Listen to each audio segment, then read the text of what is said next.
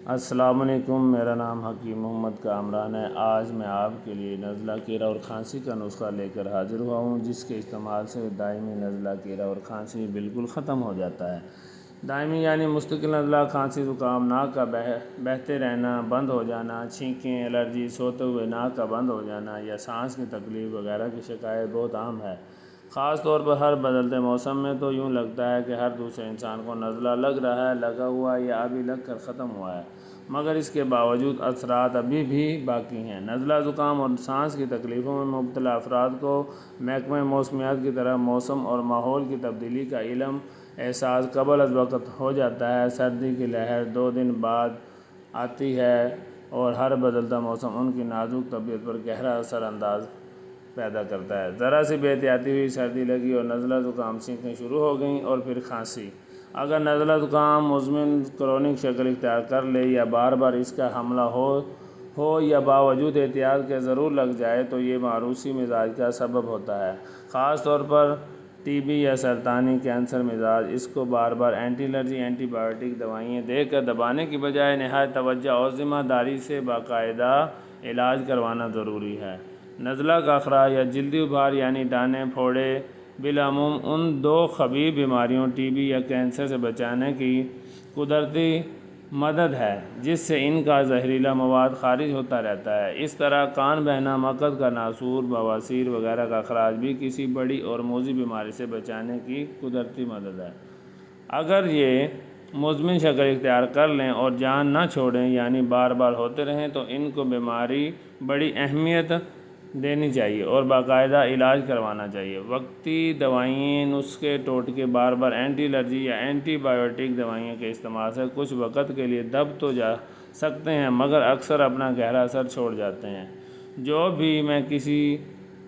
بھی کسی موذی مرض میں یا لمبی بیماری کی شکل میں ظاہر ہوتا ہے، کلاسیکل ہومیوپیتھی کے ماہر ڈاکٹر ایسی صورت میں مریض کی مکمل تفصیل اور ہسٹری لے کر اس کے مزاج کے مطابق دوا، مثلاً نزلوی جھلیوں میں خراش یا ورمی کیفیت پیدا ہو جاتی ہے۔ اسباب جیسا کہ اوپر آپ کو بتایا جا چکا ہے، گرمی سردی لگنے سے یا کوئی ترش یا ٹھنڈی چیز کھانے پینے سے اور بعض اوقات تیز مرچ مسالے سے۔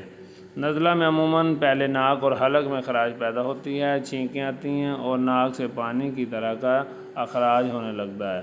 اگر یہ اخراج رکے نہیں یا دواؤں سے روکا نہ جائے تو ایک صحت مند انسان میں گاڑھا ہو کر خود ہی ختم ہو جاتا ہے۔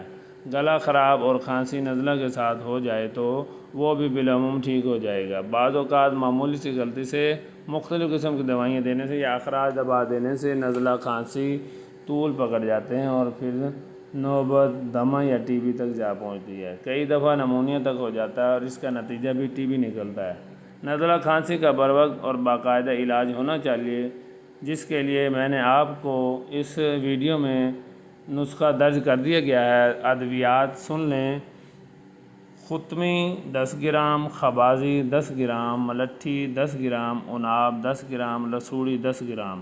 یہ تمام چیزیں لے کر ان کو اچھی طرح صاف کر لیں۔ صاف کرنے کے بعد 2 کپ پانی ڈال کر چولہے پر چڑھا دیں۔ 3-4 جوش کے بعد جب 1 کپ رہ جائے تو اس کو چولہے سے اتار لیں اور چھان کر نیم گرم کا استعمال کریں۔ انشاءاللہ اس کے استعمال سے نزلہ کیرا کھانسی بالکل ختم ہو جائے گا۔ ویڈیو کو اینڈ تک لازمی دیکھیں، ویڈیو کو لائک اور چینل کو سبسکرائب کریں اور بیل آئیکن کو لازمی پریس کریں تاکہ ہماری آنے والی ہر ویڈیو آپ تک پہنچ سکے۔